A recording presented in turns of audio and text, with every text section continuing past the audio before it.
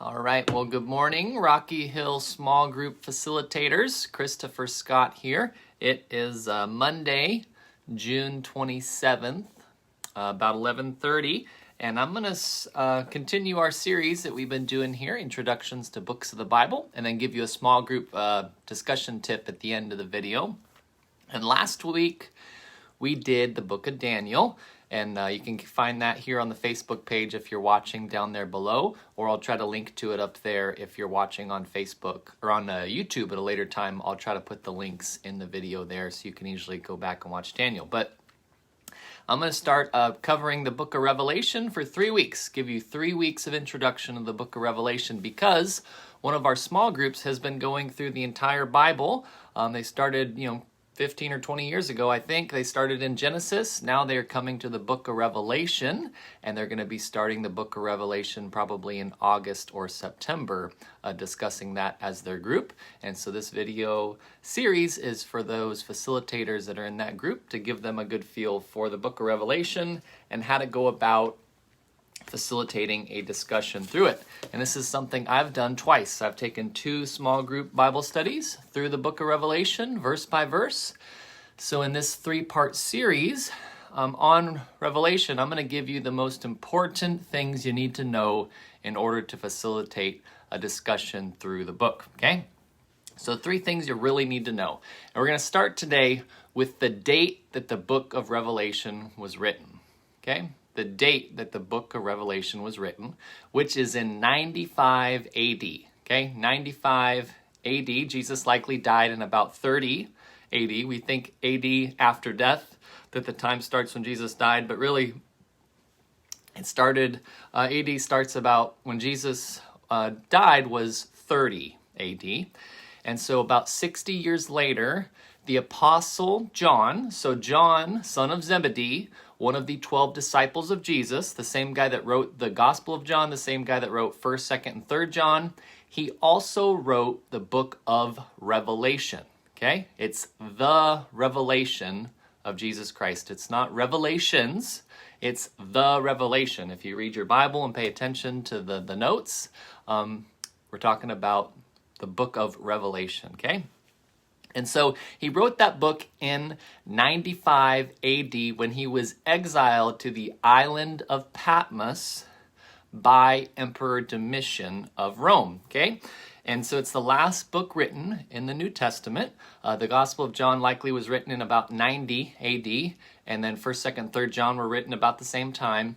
And then this letter, written to the 7 churches in Asia Minor, was written in 95 AD under the Emperor Domitian when John had been exiled to the island of Patmos. And Patmos was an island where Emperor Domitian would often send people to that were sometimes causing issues and trouble with people within the Roman Empire. It wasn't like a deserted island or a prison or anything really fancy there. They had a lifestyle. It was just a way that the emperor could get people kind of secluded and out of the way and keep them from causing more trouble on the mainland of the Roman Empire. So it's not like he was out there, in the island finding food to eat, or not like Castaway with Tom Hanks. It was a real location that a lot of people lived, and there was commerce and things like that, okay?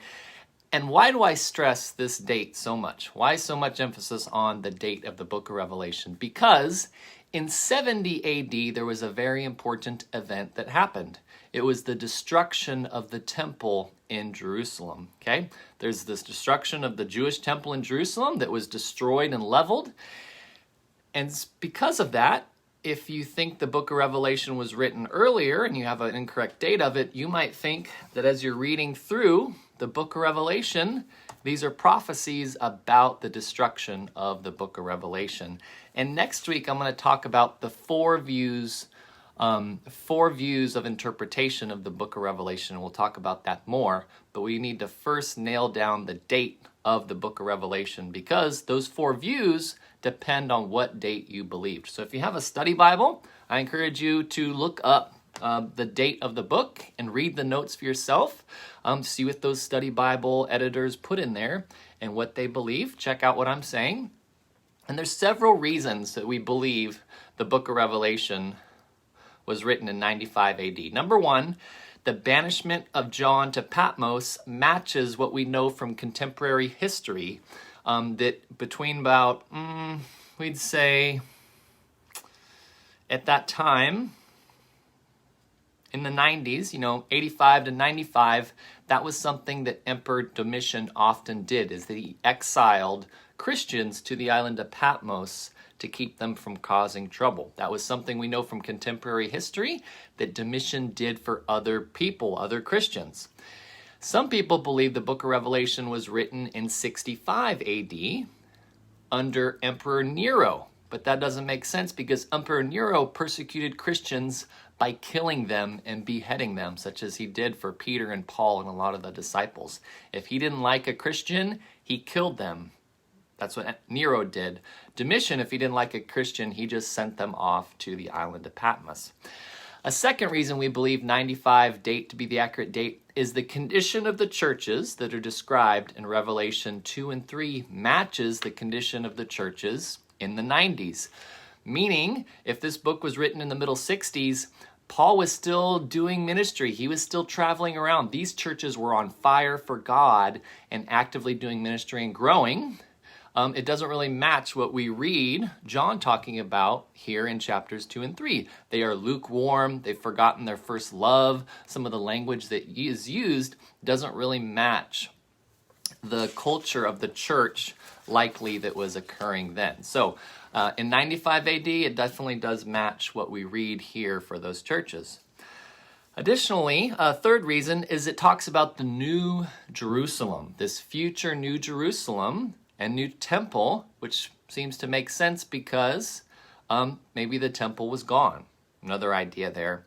And then additionally, I mentioned this also, a fourth reason we believe the book was written in 95 AD is that the oppression of Christians in Asia Minor matches what we know from Domitian. Kind of similar to that first point that I made, that exiling John to Patmos is something that often occurred under Emperor Domitian, not really under Emperor Nero. Okay, so those are four reasons we believe the book of Revelation was written in 95 AD. The fifth and most powerful one, those are more kind of arguments based on reading the text for itself. The fifth is an external source. This guy named Irenaeus, who lived from 120 to 202 AD, Irenaeus writes down in one of his letters that the Apostle John wrote the book of Revelation near the end of the reign of Emperor Domitian. And Emperor Domitian, his reign ended in 96 AD. So Irenaeus writes this letter to someone and just casually mentions the book of Revelation and talks about how it was written near the end of Emperor Domitian's reign, which would have been 94, 95, 96 AD, somewhere in there. That's the first external evidence, external comment on the book of Revelation that describes the date that it was written. Why is that so important? Who is this guy named Irenaeus? Well, Irenaeus was a disciple of this man named Polycarp. And Polycarp was a disciple of this man named John, who is the author of the book of Revelation. So John writes the book of Revelation, he disciples Polycarp, and then Polycarp disciples Irenaeus, and then Irenaeus makes this comment about when the book was written in 95 AD. So we have it from good, solid source that that's when the book of Revelation. So again, I'm pushing this topic really, really hard because you're not going to get anywhere in your discussion of the book of Revelation unless your group can agree on when it was written and what these symbols and things it's talking about, okay? So you might say, well, all this evidence, why does anybody believe, 65 date? Well, there was one guy in the 1700s that started to believe this, right? Jacob Winstein believed in the 65 date. That's in 1700, 1600 years later, the idea started to circulate. And then we found some Syriac witness in the 6th and 7th century that has a little margin note maybe that says it was written in the 60s. and there's a couple of these little notes in different versions of the Bible, but that never was the predominant view of the church. So, the book of Revelation, when was it written? 95 AD, okay? Again, I'm pushing this hard, but you're not going to have much success facilitating a discussion through 22 chapters of these symbols unless you can agree on when the book was written and what it's talking about in the future, okay? So that's our part 1 introduction of the book of Revelation. Next week, I'm going to cover the 4 views of how to interpret the book of Revelation, okay? So lastly, I've been going through this book, How to Ask Great Questions by Karen Lee Thorpe. I read this last year and found it to be really helpful. And in here, she has her top 10 tips for asking great questions. Tip number 6 is take the direct route. Take the direct route, she says. Simplicity rules. When formulating your question, be on the lookout for common detours like unnecessary clauses, irrelevant background, and double negatives. So this is especially true if you're using a Bible study guide. You might want to check those questions and see if how you want to use them. Why does it not make sense? So here's a question she says that you might want to edit. Why does it not make sense to not rely on the Spirit of God rather than on the flesh?